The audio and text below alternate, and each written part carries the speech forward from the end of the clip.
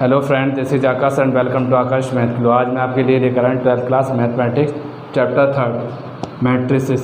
इसके कुछ मैंने प्रकार कराए थे इसमें, तो 2-3 और रह गए। आइए देखते हैं उन्हें क्या कहते हैं। एक होता है इसमें और है एक अदिश अवयव।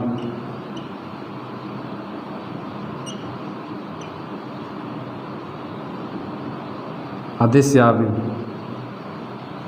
वो होता है एक विकर्ण अवयव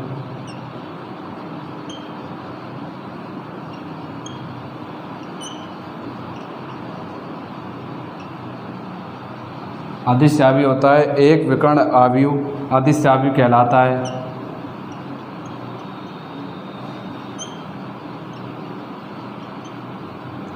एक विकर्ण अवयव अदिश अवयव कहलाता है।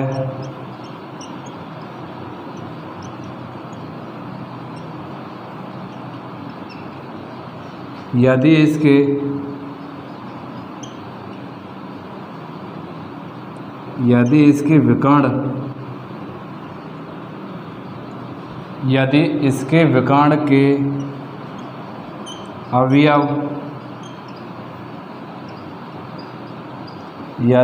विकर्ण के अवयव समान होते हैं, अर्थात एक वर्ग अवयव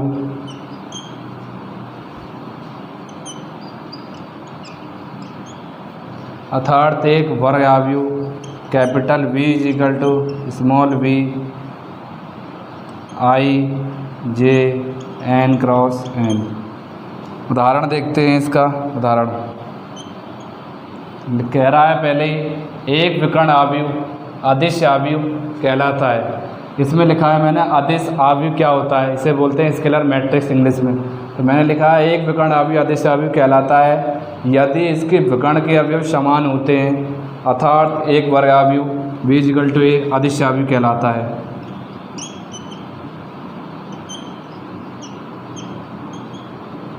अदिश अवयव कहलाता है। आइए देखते हैं एग्जाम्पल। कह रहा है विकर्ण के सभी अवयव समान होते हैं, तो मैंने एग्जाम्पल ले लिया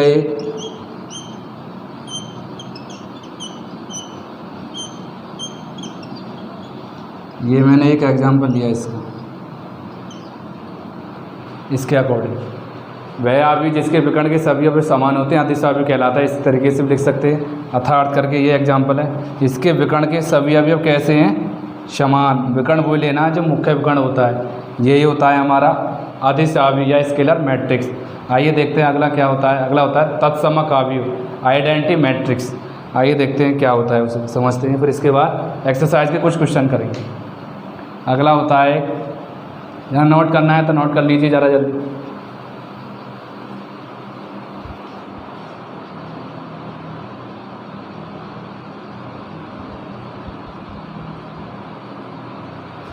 आइए देखते हैं नेक्स्ट प्रकार क्या होता है इसका।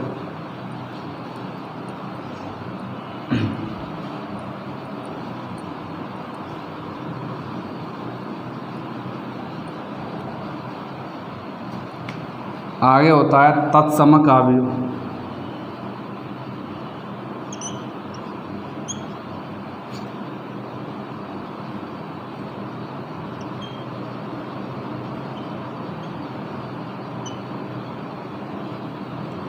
ये होता है तत्समक अवयव एक वर्ग अवयव। बस इतना अंतर है। पहला आया था हमारा स्केलर मैट्रिक्स यानी कि अदिश अवयव, उसमें होता है एक विकर्ण अवयव अदिश अवयव कहलाता है। इसमें इतना अंतर होता है तत्समक अवयव एक वर्ग अवयव।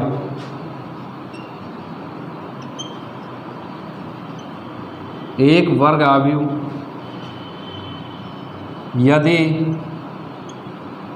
यदि इसमें विकर्ण के एक वर्ग अवयव जिसमें विकर्ण के सभी अवयव, ऐसे लिख लीजिए, एक वर्ग अवयव जिसमें विकर्ण के सभी अवयव एक हों तथा शेष अवयव तथा शेष अवयव शून्य हो तो क्या कहलाता है? तत्समक अवयव कहलाता है। आइए देखते हैं इसका एग्जाम्पल, उदाहरण क्या कहता है। कह रहा है एक वर्ग अवयव जिसमें विकर्ण के सभी अवयव एक हों तथा शेष अवयव शून्य हो। खाली विकर्ण के अवयव होना चाहिए एक, मुख्य विकर्ण जो होता है उसका होना चाहिए एक।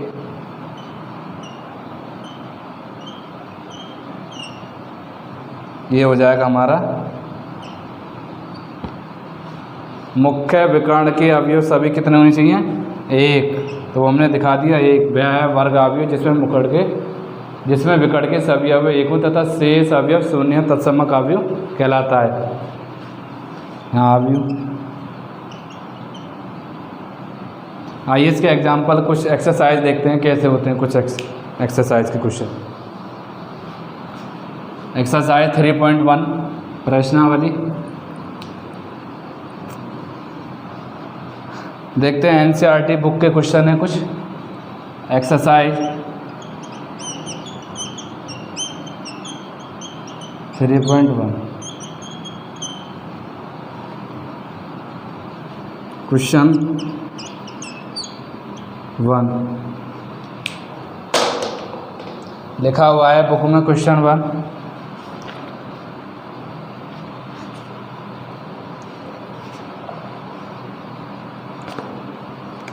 यदि किसी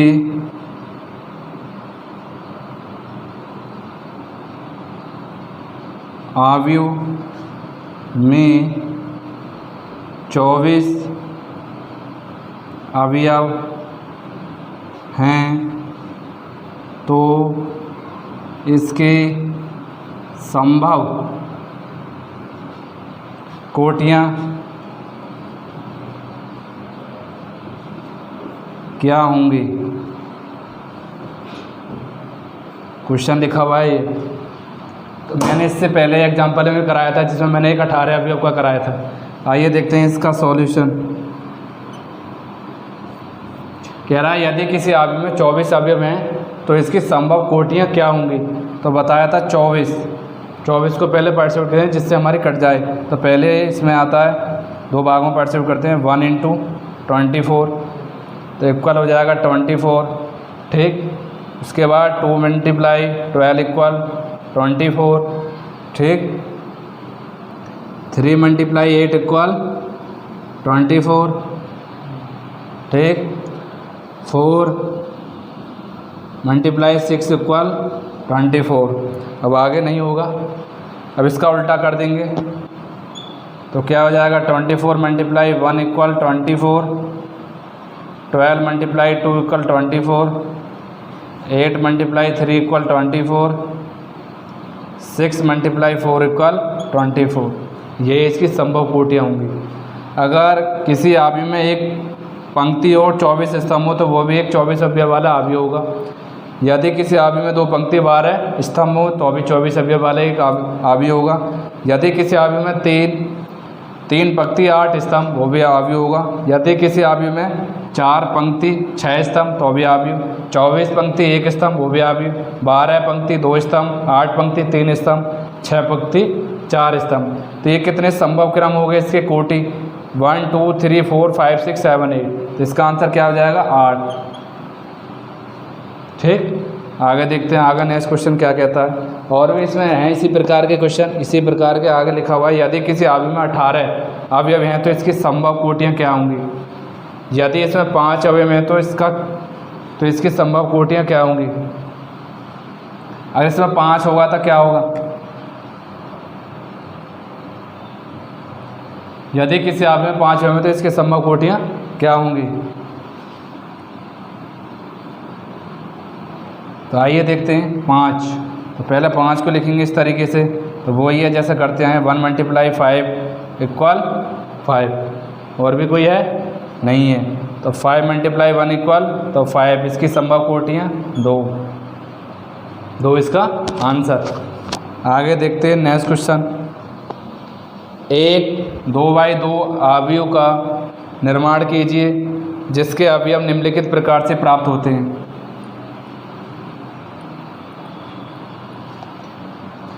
आइए देखते हैं, इस बुक में लिखा हुआ है 4th क्वेश्चन। यह है प्रश्नावली NCERT की है।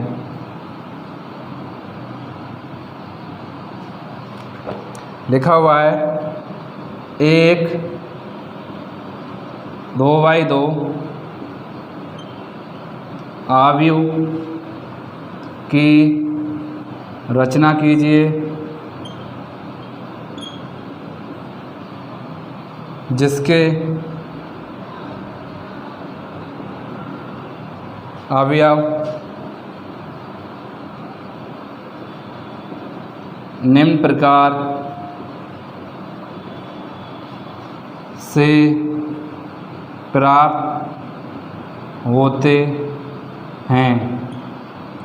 पहला पार्ट लिखा हुआ है इसमें AIJ equal 1/2 mod -3i plus j। इसका सेकंड पार्ट ये नहीं है, इसका ये तीसरे का लिख दिया हमने। इसमें है i + j अपॉन 2 का होल स्क्वायर। इसका second part AIJ equal i upon j। Third part AIJ equal i + 2j upon 2 इसका होल स्क्वायर। ठीक, ये लिखा हुआ है। 3 पार्ट है, तीनों के आंसर करने। ये कह रहा है एक 2/2 अवयव की रचना कीजिए जिसके अवयव निम्न प्रकार से प्राप्त होते हैं। पहला पार्ट लिखा हुआ है AIJ इक्वल i + j का होल स्क्वायर प्लस 2। कह रहा है 2/2 के अवयव की रचना कीजिए। 2/2 का मतलब होता है जो पहले लिखा होता है वो होता है पंक्ति। तो हल करते हैं इसे।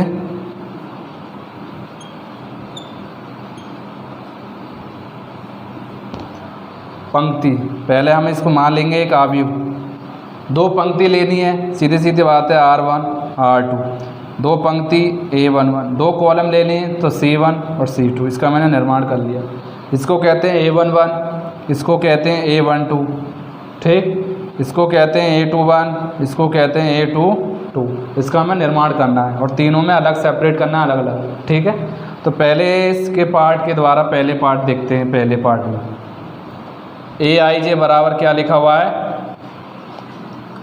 i + j का होल स्क्वायर अपॉन 2। तो पहले इसके अकॉर्डिंग से हमें यहाँ से A11 का मान निकालना है। तो A11 का मान मतलब होता है i का मान 1, ये i का मान होता है और ये j का मान। इसे i का मान कहते हैं, इसे j का मान। तो यहाँ पर i का मान 1 और j का मान 1। तो 1 + 1 का होल स्क्वायर बटे 2। तो कितना हो जाएगा 2 का होल स्क्वायर 4/2। तो कितना आया 2। ठीक, इसके बाद कह रहा है A12 का मान निकालेंगे। A12 इक्वल i का मान 1 तो 1, j का मान 2, इसका होल स्क्वायर /2। तो कितना होया 1 + 2 3 का स्क्वायर करा 9/2। तो ये आई 9/2। ठीक, आगे A21 निकालेंगे। तो इसका मतलब क्या है i की वैल्यू 2। तो 2 + 1 का होल स्क्वायर अपॉन 2। तो ये भी कितनी आई 9/2। ठीक, इसके बाद A22 यहाँ निकाल लेते हैं। 2 + 2 का होल स्क्वायर अपॉन 2। तो कितना होया 4 का स्क्वायर करा 16/2, 16 का आधा 8। तो A22 8। तो इसके अकॉर्डिंग से ये निकल के आ गया A बराबर कितना आया A11 2, A12 9/2। ठीक, A21 9/2, A22 8। ये पहले का आंसर होगा, इस पहले का आंसर। ठीक है, आया समझ में। ये लिखाया था इसमें एक 2/2 अवयव की रचना कीजिए जिसके अवयव निम्न प्रकार से प्राप्त होते हैं। तो पहला पार्ट दिया AIJ इक्वल i + j का होल स्क्वायर /2। तो कह रहा 2/2 का मतलब होता है 2 पंक्ति 2 कॉलम के एक आव्यूह का निर्माण करना है। तो मैंने 2 कॉलम 2 पंक्ति मान लिए, 2 पंक्ति A11, ये A12, A22 ये कॉलम हो गई। इसी तरीके से इसकी वैल्यू निकाली इसकी सहायता से। A11 का मतलब होता है i की वैल्यू 1, j की वैल्यू 1। A12 का मतलब होता है i की वैल्यू 1, j की वैल्यू 2। A21 का मतलब होता है i की वैल्यू 2, j की वैल्यू 1। और A22 का मतलब होता है i की वैल्यू 2, j की वैल्यू 2। ज़रा इसे नोट करिए।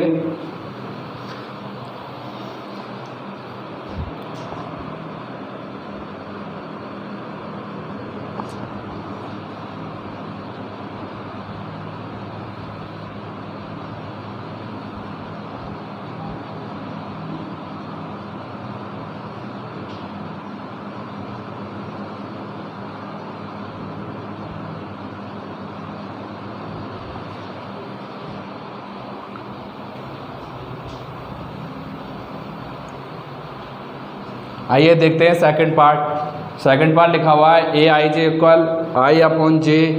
तो इसके द्वारा भी हमें 2/2 का आव्यूह को निर्माण करना है। आइए देखते हैं सेकंड पार्ट इसका।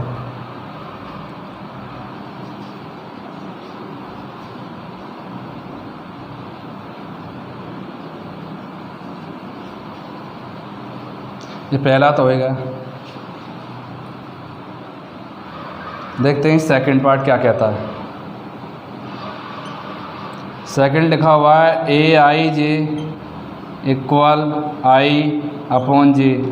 इसके थ्रू भी हमें क्या करना है, इसको हम ऐड कर लेंगे आव्यूह को एक, वही होगा बिल्कुल जो अभी माना है। ये इसमें भी वही करना है, 2/2 का एक आव्यूह का निर्माण करना है। A11, A12, A21, A22। ठीक, तो यहाँ से A11 की वैल्यू निकालेंगे तो कितनी आएगी, A11 इक्वल I की वैल्यू 1, J की वैल्यू 1, तो आया 1। ठीक, निकालेंगे A12 I की वैल्यू 1, J की वैल्यू 2, तो 1/2। ये ऐसे हो जाएगा। A21 I की वैल्यू 1, A21 I की वैल्यू 2, J की वैल्यू 1, तो बराबर 2। ठीक, अब निकालेंगे A22 तो कितना आएगा, I की वैल्यू 2, J की वैल्यू 2, 1। ठीक, तो क्या आया इसके द्वारा, ये आव्यूह एक क्या बन जाएगा, 1, 1/2, 2, 1। ये इसका आंसर हो गया सेकंड का। थर्ड पार्ट देखते हैं क्या कहता है। Aij equal I plus 2j square whole square y2 है, तो इसके द्वारा भी एक निर्माण कीजिए। यही माना जाएगा। इस सवाल में भी इसको ऐड कर लेते हैं और यहाँ से निकालते हैं A11 थर्ड पार्ट से।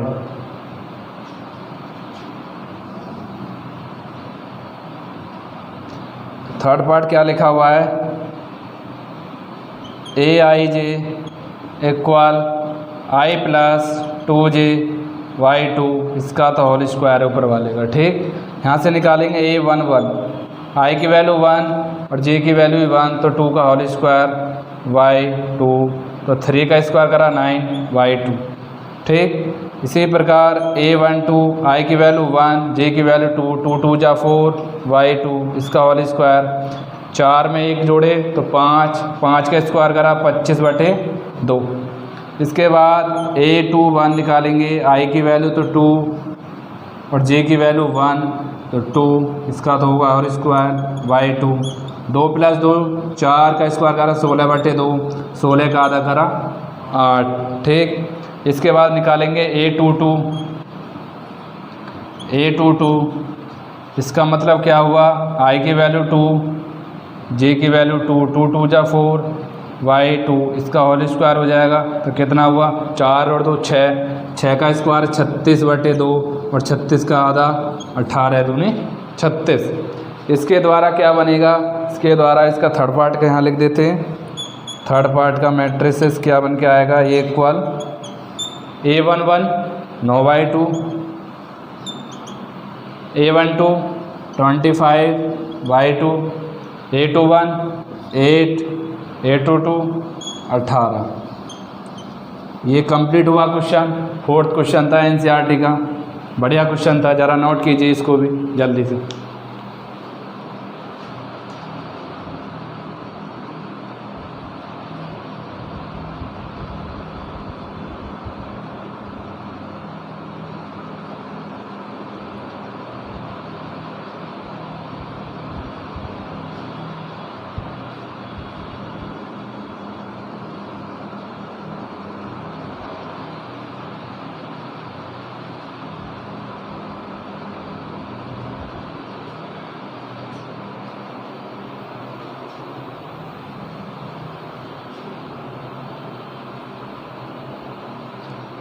आइए देखते हैं आगे नेक्स्ट क्वेश्चन क्या कहता है। और है क्वेश्चन इसमें इसी प्रकार लिखा हुआ है क्वेश्चन। और फिफ्थ क्वेश्चन लिखा हुआ है 3y4 अवयव की रचना कीजिए जिसके अवयव निम्न प्रकार से प्राप्त होते हैं। इसमें ये लिखा हुआ है, फर्स्ट पार्ट इसका ये है aij equal 1/2 mod -3i plus j, ये लिखा हुआ है। इसके द्वारा निर्माण करना है 3/4 अवयव का। देखते हैं ज़रा इस क्वेश्चन को भी, काफ़ी अच्छा क्वेश्चन है ये। ज़रा इसे मिटा देते हैं।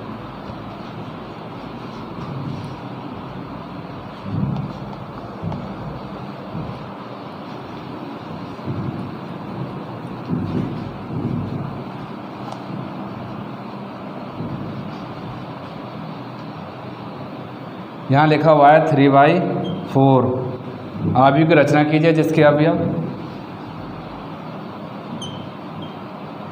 निम्न प्रकार प्राप्त होते हैं।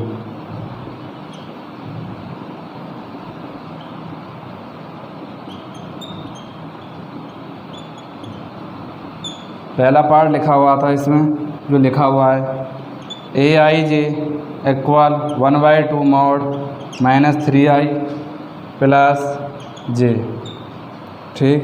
सेकंड पार्ट है इसका, वो लिखा हुआ है aij इक्वल 2i - j। इसके द्वारा हमें किसका निर्माण करना है?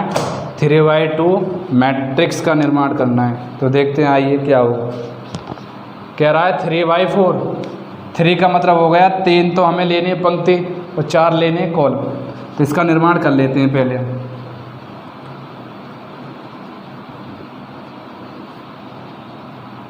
3 तो पंक्ति लेनी है, तो R1 R2 R3, ठीक। और 4 कॉलम लेने हैं, तो C1 C2 C3 C4। ये हमारा एक अवयव बनेगा। इसको मान लेंगे A11, इसको A12 A13 A14, इसको मान लेंगे A21 A22 A23 A24, इसको मानेंगे A31 A32 A33 A34, ठीक है। ये कह रहा है 3 तो पंक्ति होनी चाहिए और 4 स्तंभ। उसका हमें क्या करना है? निर्माण अवयव बनाना है, वो ज्ञात करना है इसके थ्रू। तो देखते हैं, इसके पहले इसमें निकालेंगे A11 की वैल्यू इसकी सहायता से। A11 तो 1/2 -3 प्लस 1, तो कितने बचे? -2। मोड में लिखा हुआ है, बाहर निकालोगे तो प्लस का 2/2 तो 1। इसी प्रकार A12 1/2, i की वैल्यू 1 माइनस के 3, j की वैल्यू 2 प्लस के 2, तो कितना बचेगा? -1। माइनस को बाहर निकालेंगे मोड से तो +1/2। इसी प्रकार A13 1/2, i की वैल्यू 1 तो -3 और j की वैल्यू 3, तो 3 में से 3 गए तो 0, तो ये हुआ 0। इसी प्रकार A14 1/2, i की वैल्यू 1 माइनस के 3, j की वैल्यू 4, तो कितने बचे? 1 प्लस के 1 को मोड से बाहर निकालेंगे तब भी प्लस, तो ये निकल के आए पूरी एक पंक्ति। इसी प्रकार A21 निकालेंगे, इसमें रखेंगे 1/2 mod i की वैल्यू कितनी है? 2, तो -6, j की वैल्यू कितनी है? 1 प्लस 1, तो इक्वल कितना हो जाएगा? माइनस बचेंगे 5 को जब मोड से बाहर निकालोगे -5 को, तो 5/2। A22 1/2, 2 रखोगे यहाँ पर, 3 के मल्टीप्लाई 2 में करी तो 6 प्लस 2, तो कितने बच्चे? -4 को बाहर निकाला तो प्लस के 4 इक्वल 2 आया, ठीक। इसमें A22 रखना था। इसी प्रकार A23 1/2 mod, इसमें 3 रखना है, i की वैल्यू है 2, तो -6, j की वैल्यू 3 प्लस 3, तो -3 बचेंगे, प्लस बाहर निकालोगे प्लस 3/2। इसी प्रकार A24 तो 1/2 -6 हो जाएगा यहाँ पर प्लस 4, तो कितना बचेगा? -2, लेकिन बाहर निकालोगे 1। ज़रा इसे नोट करिए, अभी इसका एक पार्ट और निकलेगा। ज़रा यहाँ निकाल देते हैं। ये दूसरी पंक्ति निकल के आई है अभी। जब निकाला A24 तो I की वैल्यू कितनी है 2, तो 2 की जब मल्टीप्लाई 3 में करी 6 प्लस J की वैल्यू 4 तो बचा -2, बाहर निकाला +2। हम निकालेंगे A31 इक्वल 1/2, 3 रखना है अब यहाँ पर। I की वैल्यू 3 का मतलब होगा 9 प्लस J की वैल्यू 1 प्लस 1 तो कितना बचेगा -8। -8 को बाहर निकालोगे 8/2 बराबर होगा 4। A32 1/2 ठीक, 3 -9 +2 -7 इक्वल बाहर निकाला +7/2 ठीक। यह आएगा नहीं नीचे, ज़रा ऊपर कर लेते हैं। A33 1/2 -9 + 3 कितने बचे 6/2 इक्वल 3 ठीक।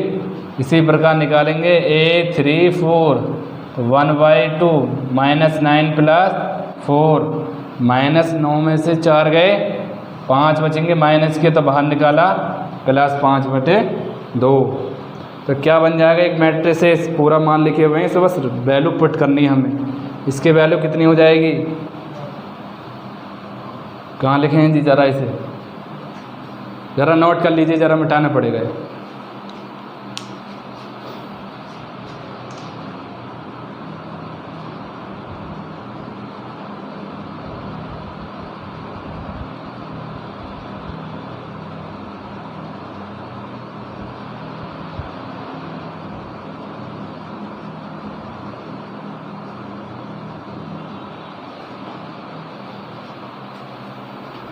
आइए देखते हैं इसका आंसर क्या होगा। इसे मिटा देते हैं, इसकी वैल्यू पुट करनी है बस यहाँ पर हमें।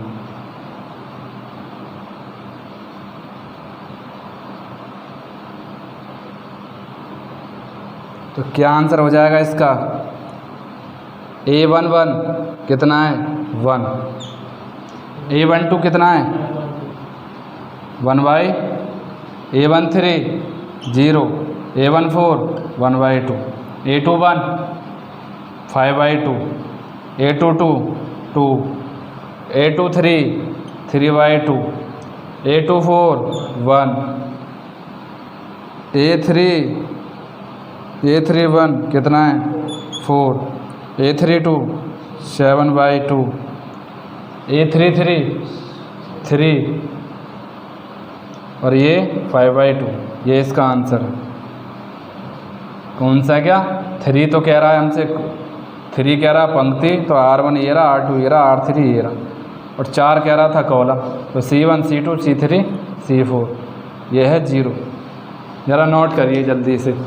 आगे एक क्वेश्चन और देखते हैं।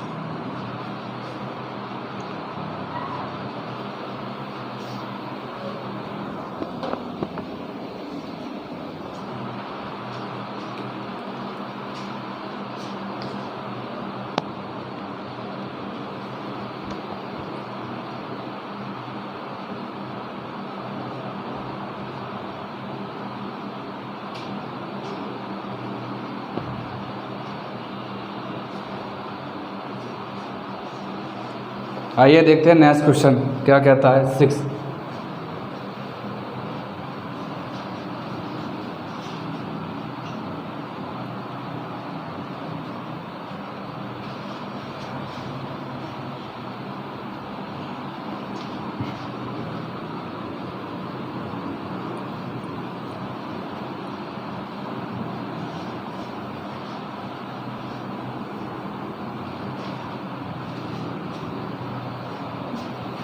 6 क्वेश्चन लिखा हुआ है। 6 का फर्स्ट पार्ट,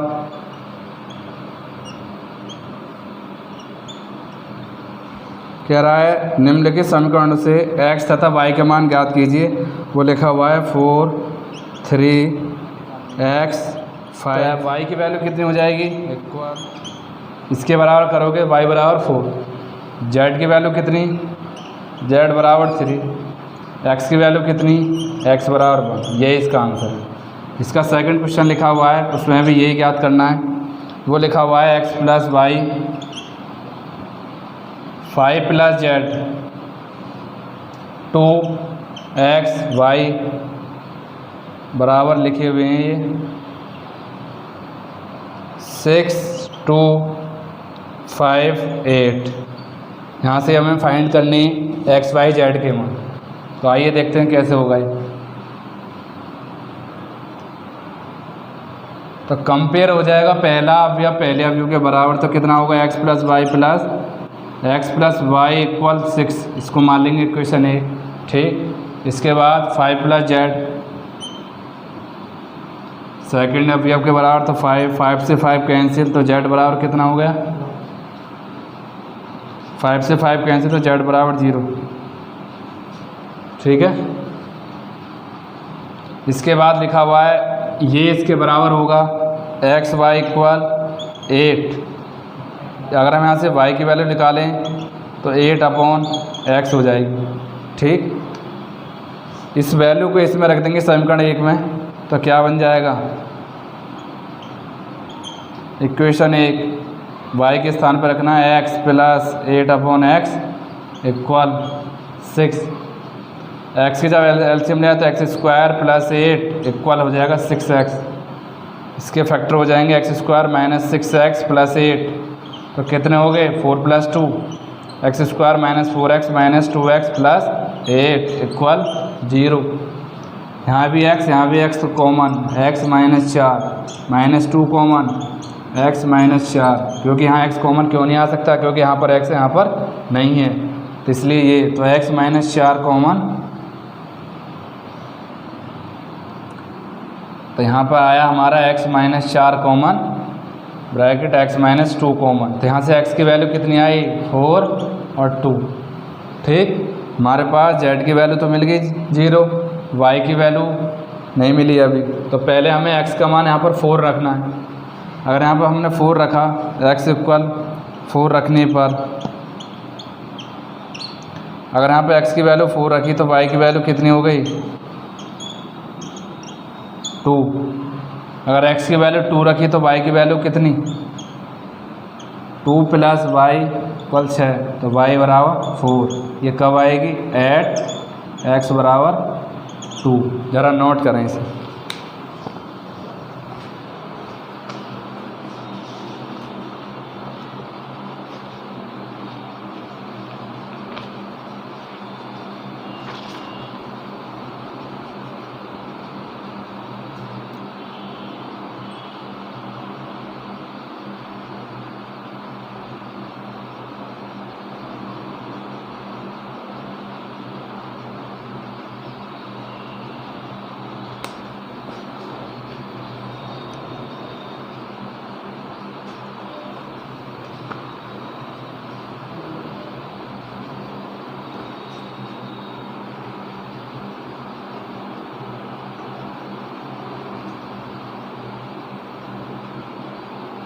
आइए देखते हैं, ये क्वेश्चन और लिखा हुआ है, इसी का थर्ड पार्ट है, उसे और देखते हैं।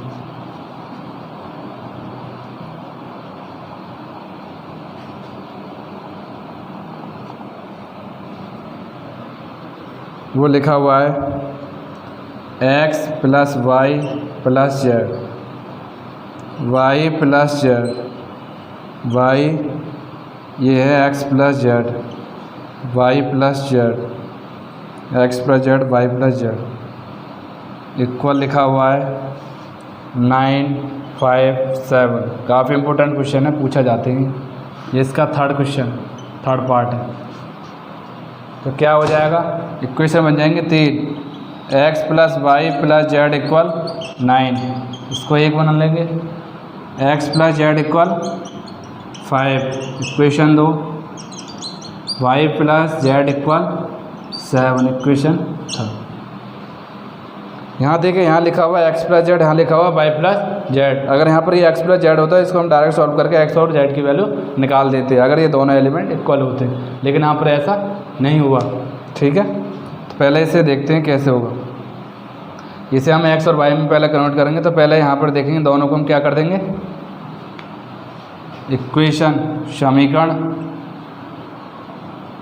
1 से 2 को घटाने पर तो पहला लिखा हुआ है x plus y plus z equal 9, second लिखी हुई है एक्स प्लस जेड इक्वल 5। ये घटा दिया हमने,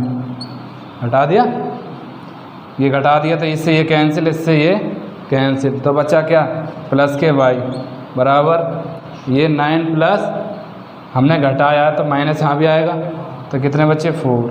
तो वाई की वैल्यू तो 4 मिल गई, वाई की वैल्यू यहाँ रख दे इक्वेशन थर्ड से। 4 प्लस जेड इक्वल 7, तो जेड की वैल्यू होगी 3। यहाँ दिखेगा नहीं, ज़रा ऊपर कर लेते हैं। अगर हम वाई की वैल्यू इक्वेशन धर देंगे थर्ड में, वाई की वैल्यू 4 प्लस जेड इक्वल 7, तो जेड इक्वल आ गया 3। ठीक, अभी जेड की वैल्यू इक्वेशन 2 में रख दें तो हमें मिल जाएगी एक्स की वैल्यू, एक्स प्लस 3 इक्वल 5, तो एक्स की वैल्यू आ गई 2। इसकी एक्सरसाइज NCERT 3.1 चैप्टर मैट्रिसेस, इसके कुछ क्वेश्चन कराए मैंने 6, आगे भी कराएंगे, आगे नेक्स्ट डे में मिलते हैं। आज जितने ये क्वेश्चन कराएं ये इंपॉर्टेंट है काफ़ी, इसको ज़रा नोट कर लें। आज के लिए इतने, आगे नेक्स्ट डे में मिलते हैं। अगर वीडियो अच्छी लगी हो तो वीडियो को लाइक एंड शेयर करें।